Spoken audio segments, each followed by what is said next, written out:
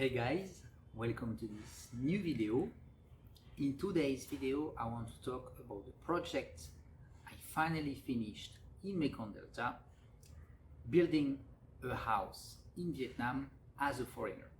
So you may have seen my videos a couple of months ago, and actually in Vietnam we've been through a very tough lockdown that lasts for almost 4 months. So obviously I was in Ho Chi Minh City, so I couldn't travel, I couldn't come here, and I couldn't get the final last paper that you need to have when you do this kind of project. This is the Pink Book. So in today's video, I want to bring you from the land that was initially this one until the construction that we launched. We got 7-8 guys working there for a couple of weeks, and finally the house that is finished, and we have a tenant that is occupying this house for a couple of months now. Actually, we found that guy a little bit before the lockdown, so we could already have some income generating for that project. So this is a good thing that I want to share with you today, and I want to explain you and dig into this whole project. So in this video, I will try to wrap up all the main important aspects. So if you guys are considering building a house, either it can be your own house you want to live in, or just you want to do this kind of project that finally you will see are not so much capital incentive, and I will reveal you some crunchy numbers about the cost and how much finally it takes to build this kind of project in Vietnam. So if you guys want to do it for yourself or to also rent it, then you will have a better understanding about how things works in Vietnam.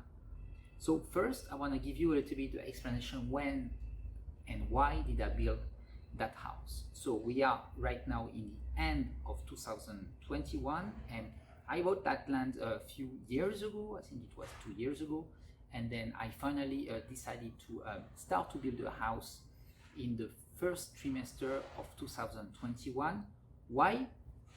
First, because of this global pandemic, it was the good time actually to find people that could work on the house. I will reveal you some numbers later on, but just to let you know that here in emerging countries, basically the cost of labor will be very cheap.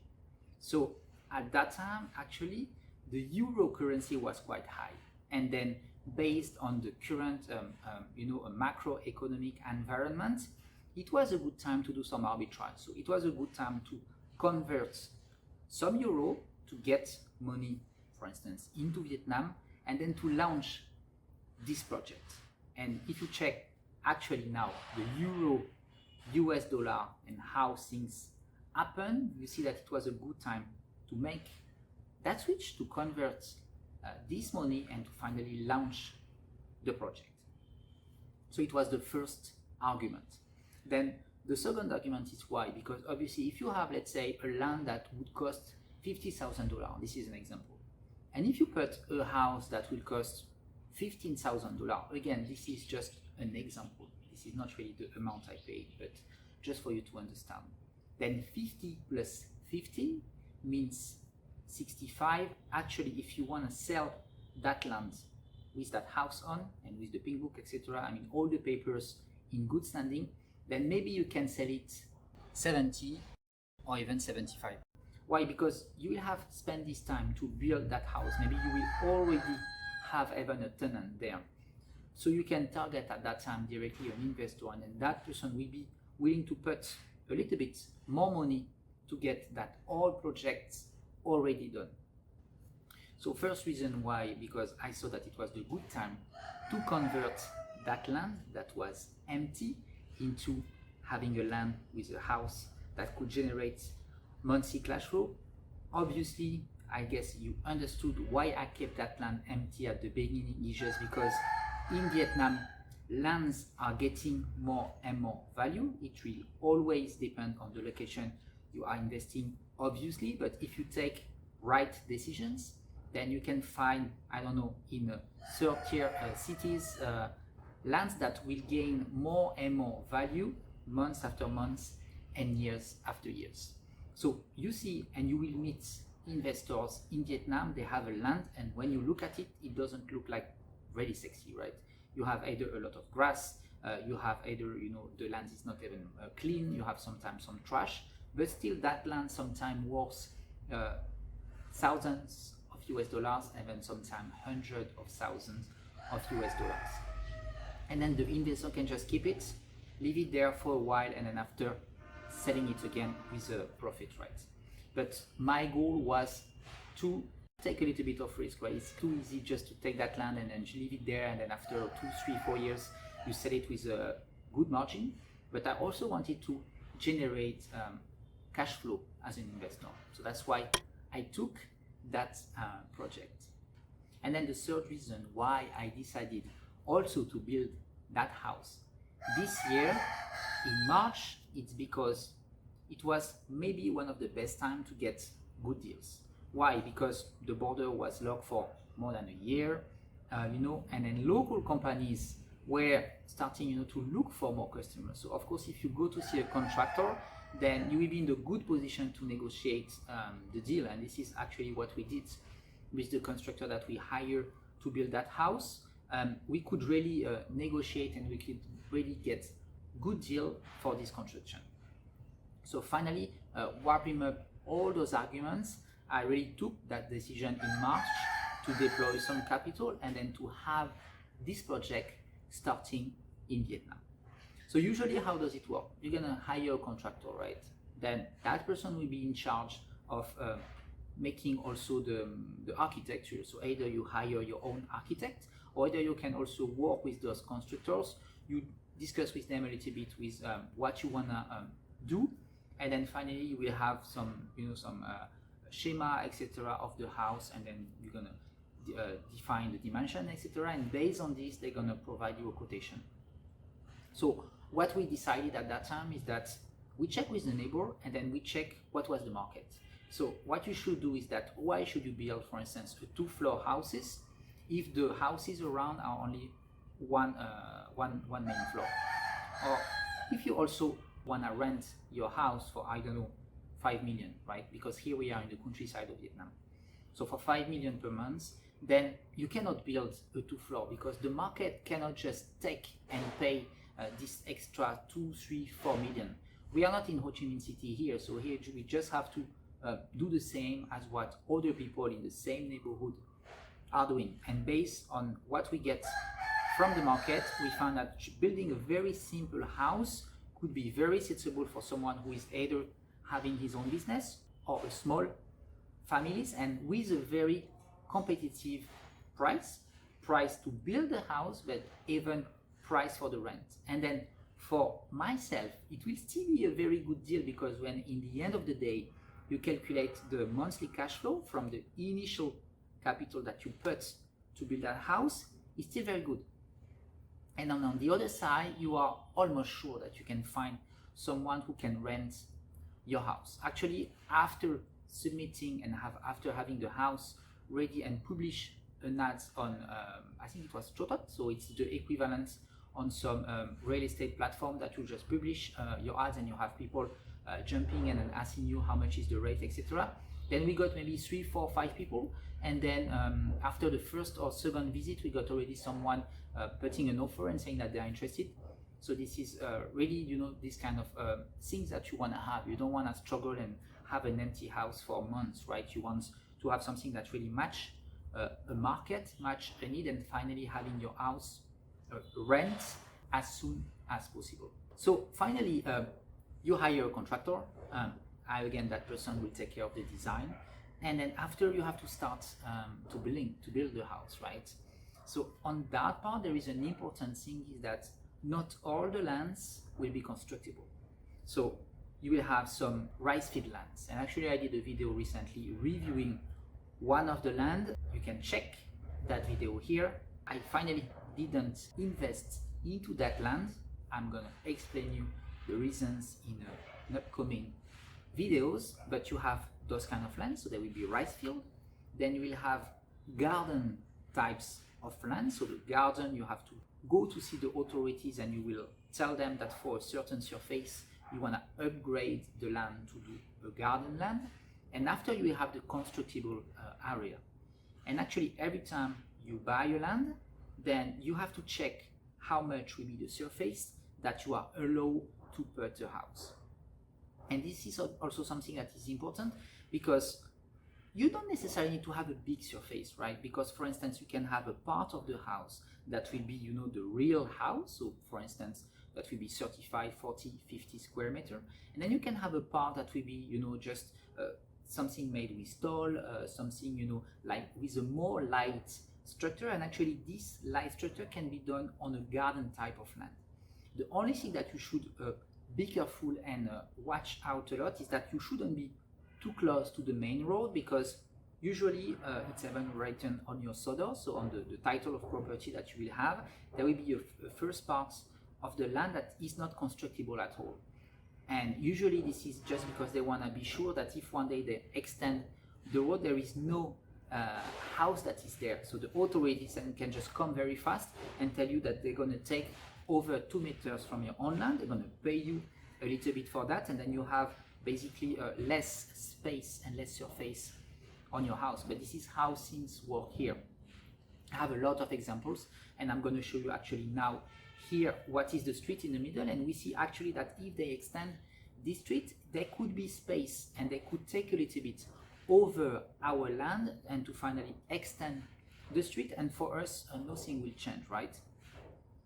So this is something that you have to be aware if you are building a house in old Vietnam. Now coming back to the construction side, let's say if you have a land that is 120 square meter, maybe it's not necessarily good to build a house that will be 80 or even 100 square meter. Maybe you can just build a tiny house that will be 50 square meter, because it will just again fit with what the local are expecting there, and you always want to match a rental price to an offer. If you build something that is more fancy and that is too luxurious, maybe you will struggle to find tenants. But our goal was really to do this first, you know, baby step and analysis, and check a little bit around what was on the market. And of course I come here a while, so I know how houses are designed, and for a certain rent, how much you need to put in front of. So the person that's going to rent your house, for him is something that is he's very okay with that, and he's very okay to put, I don't know, 3, 4, 5 million for a certain type of house that he wants to rent. So finally, to wrap up those information, before buying a land in Vietnam, you have to check the SODOR, so you have to check the property title. You have to be sure that inside the information are matching with the project that you want to do. And for instance, if your land is just a garden land, you can just go with the authorities. Obviously you have to go with locals, and you have to have a network first of people around yourself that can help you through this journey. But basically you can upgrade your land, for instance switch a garden land into a constructible land, and finally build the house on it. So when you prepare your construction, what you have to do is be sure that when you work with the constructor, you already have upfront all the plans that are properly understood between you and him. So finally, for this exact project, you see here the plan that we designed with the architect initially. And so we have in the top the streets, we have after the land, so it's actually 6 meter wide and 25 meter long, so it's about 150 meter square, and you see the house in the middle. And we choose to design that small house, and if you check actually the dimension, we have something that is around 12 meter long and 4.5 meter wide. So we have a main room at the beginning, so this is usually the living room. Then you will have Phong Mu, so this is the sleeping room, I mean the bedroom. And after, in the end, we have the kitchen with a small toilet. This design is very basic, but actually remember that here we are in the countryside of Vietnam. So we don't need to do something too fancy and something, you know, that is too, I don't know, stylish or too much design, because the local, they won't really get the meaning of that, and they just most of the time want something really simple. So it was the initial design. You see the entrance gate, and you see on the side a different window. So this is something you have to do at the beginning with the architect that will work with you. And we have here the height of the house. So you see it's around 3.5 meter, and then 1 meter to pass, you know, all the electricity, the cable, etc., and to have the area that we have the isolation on the roof of the house. And then finally, if we come back to the initial plan, it means that we will have a small alley on the side that we have at the beginning, you know, a part outdoor. What we did actually is that we're gonna protect this and having a roof, so we are sure that if people are spending time in the front, they will be isolated from the sun. Remember, we are in Mekong Delta, so the hot season is here, very hot. We have the outdoor corridor, and in the end we decided to put a small garden so they can plant some fruits if that's something they want to do. When this is done, this is the step that you're gonna basically commit and sign the contract with the contractor. Usually the way it works is that you will have a 30% down payment to put up front, so it will launch all the construction. Then every 2 weeks you have about 10% up to 20% of the payment to be done, because they're going to buy the material step by step, weeks after weeks.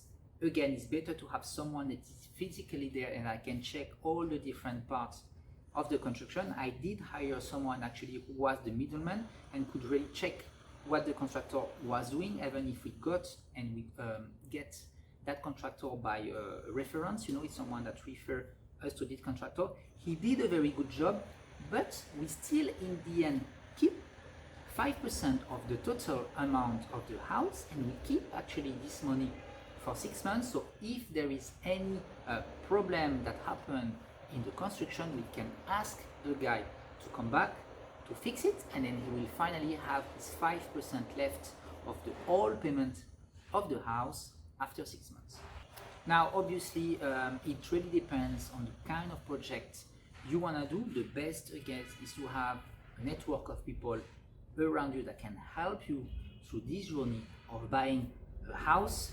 I'm an IT guy, I'm a marketing guy, I do online stuff, but I don't know anything about building house in France, but even in Vietnam. So obviously I have to outsource a lot of things to trustworthy people. The project were done very well. We got kind of very good feedback from the current tenants, and I'm going to reveal you the numbers actually and how much we paid exactly on the next upcoming videos that will be more detailed on the construction angle. So if you want to learn more about that, you can check everything in the next video. And obviously another thing, when you build a house, that you have to work with the authorities, so better check in different parts of Vietnam if you have friends, acquaintances, or friends that support you in this journey. I live in Vietnam for a while. Here I have a good network of friends and of people around myself that could also support my needs, etc., when I just enter the real estate market in Vietnam. So you have to have people like that in your network. So for instance, when you go to the notary, when you go finally to the people committee, when you have to sign deals, those kind of deals, or just even to the bank and make a transaction, it's not like they see a foreigner coming and they don't know what to do. So I hope this first short video give you a quick illustration about that project and a different step that you have to go through. Again, this is only my experience that I'm sharing here. Do your own due diligence. If you come to emerging countries, spend time every time, try to gather a group of people around yourself, people who are either investors or just friends who know very well a certain market or a certain town. And after a couple of months, after a couple of years, you can jump and do similar projects. Hope you guys enjoy the video. You will check and have the next upcoming video really soon about the construction aspect, how much it cost me to finally build that house, how much I earn in terms of the monthly cash flow that I generate from the tenants that is currently living in, and then other more detailed things about different steps. Hope you guys enjoyed the video. Leave me your thoughts below and tell me what do you think about building and having this kind of tiny project in emerging countries such as Vietnam, and I see you in the next video. Thank you, bye bye.